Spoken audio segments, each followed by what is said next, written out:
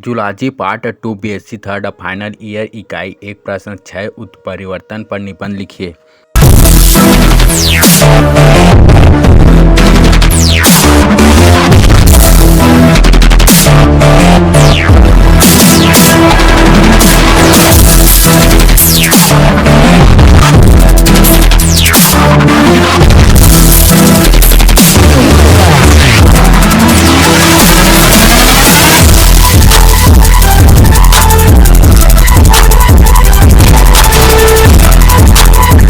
उत्तर उत्परिवर्तन म्यूटेशन किसी जीव के आनुवंशिक संगठन में होने वाले वंशागत परिवर्तनों को गुणसूत्र उत्परिवर्तन कहा जाता है। ये परिवर्तन गुणसूत्रों अथवा जीन की संरचना में हो सकते हैं। इन्हें क्रमशः जीन उत्परिवर्तन कहा जाता है। इसकी खोज का श्रेय ह्यूगो डी व्रीज को जाता है। म्यूटेशन के आधुनिक संकल्पना में निम्न बिंदु प्रमुख हैं। एक, म्यूटेशन जीन अथवा गुणसूत्रों की संरचना में होने वाले परिवर्तन हैं। 2, केवल अपनी पीढ़ी में जा सकने वाले म्यूटेशन का ही आनुवंशिक दृष्टि से महत्व है। इन्हें जर्मिनल म्यूटेशन कहते हैं। ये केवल वयस्क जीन के लैंगिक अंगों की कोशिकाओं में ही होते हैं। 3, ये अप्रभावी तथा प्रभावी किसी भी प्रकार के हो सकते हैं। 4, ये घातक भी हो सकते हैं तथा लाभकारी भी। 5, जीन की आवश्यकता से इनका कोई संबंध नहीं होता है। 6, ये अकस्मात एवं स्वतः विकसित होते हैं। और दुनिया में लोग कहते हैं ना, कामयाब होने के लिए कुछ रास्ते अपनाइए, कुछ रास्ते अपनाइए। सिंपल एक रास्ता है कामयाब होने का, वक्त। मेहनत कुछ नहीं, कुछ मेहनत नहीं, समय दीजिए। समय आप दुनिया में किसी को समय दीजिए, वो आपका होगा। उत्परिवर्तन के प्रकार, टाइप्स ऑफ म्यूटेशन। 1, जीन उत्परिवर्तन, जीन म्यूटेशन। जीन उत्परिवर्तन में डीएनए का रासायनिक संगठन में परिवर्तन होता है। चूंकि डीएनए में न्यूक्लियोटाइड्स एक निश्चित क्रम में जमे रहते हैं, अतः इनकी संख्या कम या ज़्यादा हो सकती है या न्यूक्लियोटाइड्स का विन्यास बदल जा सकता है। अतः इस प्रकार का उत्परिवर्तन किसी लक्षण विशेष के जीन में रासायनिक परिवर्तन के कारण होता है। इस आधार पर ये अग्र प्रकार के हो सकते हैं। Frame shift mutation. Frame shift mutation इस प्रकार के म्यूटेशन से न्यूक्लियोटाइड्स की संख्या में परिवर्तन होता है। वह उत्परिवर्तन जिसमें एक या एक से अधिक क्षार या तो बाहर निकलती है या जुड़ जाती है, फ्रेम शिफ्ट उत्परिवर्तन कहलाते हैं।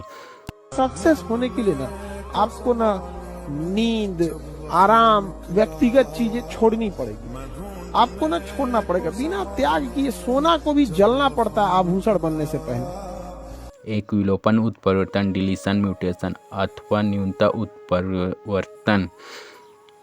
इनमें किसी जीन के एक ट्रिपलेट कोडान के 3 न्यूक्लियोटाइड्स में से एक या अधिक विलोपित हो जाते हैं। 2, निवेशी उत्परिवर्तन, इन्वर्सन म्यूटेशन। इसमें किसी कोडान में एक या अधिक न्यूक्लियोटाइड्स का समावेश होता है।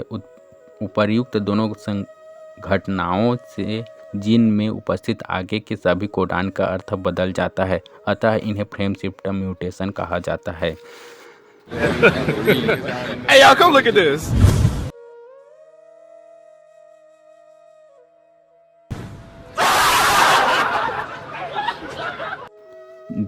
3, प्रतिस्थापन उत्परिवर्तन, सब्स्टिट्यूशन म्यूटेशन।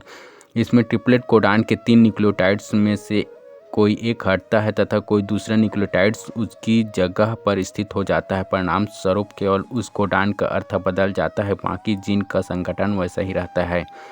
प्रोटीन संश्लेषण में जेनेटिक कोड के अनुसार 3 न्यूक्लियोटाइड्स का बना एक ट्रिपलेट कोडान प्रोटीन श्रृंखला में एक अमीनो अम्ल की स्थिति का निर्धारण करता है। म्यूटेशन की वजह से इन कोडानों के अर्थ बदल जाने के कारण प्रोटीन श्रृंखला में अमीनो अम्लों के क्रम में भी बदल जाते हैं, अतः ये नए प्रकार के प्रोटीन हानिकारक होकर अपना कार्य नहीं कर सकते हैं। जैसे सिकल सेल एनीमिया रोग में प्रोटीन हीमोग्लोबिन म्यूटेशन के कारण असामान्य बनता है तथा ऑक्सीजन का वहन ठीक से नहीं कर पाता।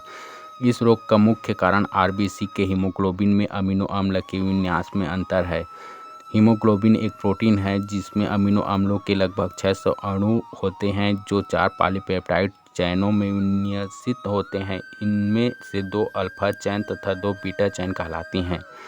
सामान्य हीमोग्लोबिन HbA में बीटा पॉलीपेप्टाइड चैन का 6वां अमीनो अम्ल अणु ग्लूटेमिक एसिड होता है, जबकि असामान्य हीमोग्लोबिन HbS में 6वां अमीनो अम्ल वेलिन होता है। ये सब क्या देखना पड़ रहा है? अच्छा है मैं अंधा हूँ। इस उदाहरण से स्पष्ट है कि हीमोग्लोबिन के 600 अमीनो अम्लों के अणुओं में से केवल एक अमीनो अम्ल के परिवर्तन से हीमोग्लोबिन के गुणों में परिवर्तन हो जाता है। यह परिवर्तन बीटा पॉलीपेप्टाइड चेन के एक 6वें अम्ल का कूटीकरण कोडिंग करने वाले 6वें ट्रिपलेट के नाइट्रोजन बेस में परिवर्तन के कारण होता है। 2 गुणसूत्रीय उत्परिवर्तन क्रोमोसोमल म्यूटेशन या गुणसूत्रीय व्युत्थान क्रोमोसोमल एब्रेशंस। गुणसूत्रों की संरचना अर्थात गुणसूत्रों पर उपस्थित जीन्स की संख्या या उनके जमावट में होने वाले किसी परिवर्तन को गुणसूत्रीय व्युत्थान कहते हैं। इनके निम्न प्रकार होते हैं। एक विलोपन डिलीशन, इसमें गुणसूत्र का कोई हिस्सा टूटकर अलग हो जाता है जिससे उसमें उपस्थित जीन्स की संख्या में कमी हो जाती है। 2 आवृत्ति डुप्लीकेशन, इसमें एक ही प्रकार के जीन्स जो गुणसूत्र पर विद्यमान होते हैं वे पुनः एक से अधिक संख्या में पाए जाते हैं। इससे जीन्स की संख्या में बढ़ोतरी होती है। 3 उत्क्रमण इन्वर्सन, इसमें गुणसूत्र के जीन्स जो विशिष्ट विन्यास में जमे होते हैं इनमें कुछ जीन्स उलट जाते हैं या 180 डिग्री से घूम जाते हैं। 4 स्थानांतरण ट्रांसलोकेशन, इसमें गुणसूत्र का कोई हिस्सा किसी दूसरे असमजात गुणसूत्र से जाकर जुड़ जाता है। लाइफ में आप लोग याद रखिएगा, हमारे विद्यार्थी हैं, कोई कितना कड़वा बोल दे, कुछ बोल दे, जहर पी लीजिएगा, घोंट एकदम जहर का घोंट एकदम, जवाब दिया जाएगा। जितना वक्त लगेगा उतना ब्याज जुड़ेगा, चक्रवृद्धि ब्याज। उत्परिवर्तन के कारक तथा महत्व, factor and significance of mutation. Mutation एक स्वतः प्रेरित प्रक्रिया है तथा इन्हीं को आजकल विकास का आधार माना जाता है। प्राकृतिक वर्ण, आनुवंशिक अपसरण, पार्थक्य आदि कारक हैं जो उत्परिवर्तनों को प्रभावशाली बनाकर जीव जगत में विविधता उत्पन्न करवाते हैं जिनसे कालांतर में नई जातियों का विकास होता है। क्योंकि वातावरण बदलता रहता है अतः उसमें रहने वाले जीवों के आनुवंशिक पदार्थ में भी परिवर्तन होना आवश्यक है जिससे वे बदलते वातावरण में म्यूटेशन की वजह से उत्पन्न अपने नए गुणों के साथ तालमेल बिठाकर अपना अस्तित्व बनाए रख सके। यद्यपि म्यूटेशन एक स्वतः प्रेरित प्रक्रिया है परंतु आजकल ऐसे कारकों की खोज हो चुकी है जिससे जीवों में कृत्रिम तौर पर म्यूटेशन प्रेरित किए जा सकते हैं। ये कारक निम्नलिखित हैं। एक विकिरण जैसे एक्सरे, बीटा एवं गामा किरणें। जब जैविक पदार्थ को एक्सरे आदि से विकृत एक्सपोज किया जाता है तब इनके इलेक्ट्रॉन उत्तेजित होकर उच्च ऊर्जा स्तर पर पहुंच जाते हैं तथा अपने अपने परमाणुओं से पृथक हो जाते हैं। यह प्राइमरी आयनीकरण है। यह निकले हुए इलेक्ट्रॉन दूसरे परमाणुओं से इलेक्ट्रॉन पृथक करवाते रहते हैं। इससे जीवों के रासायनिक संगठन डीएनए आदि में म्यूटेशन प्रेरित होते हैं। तू समझा? हाँ।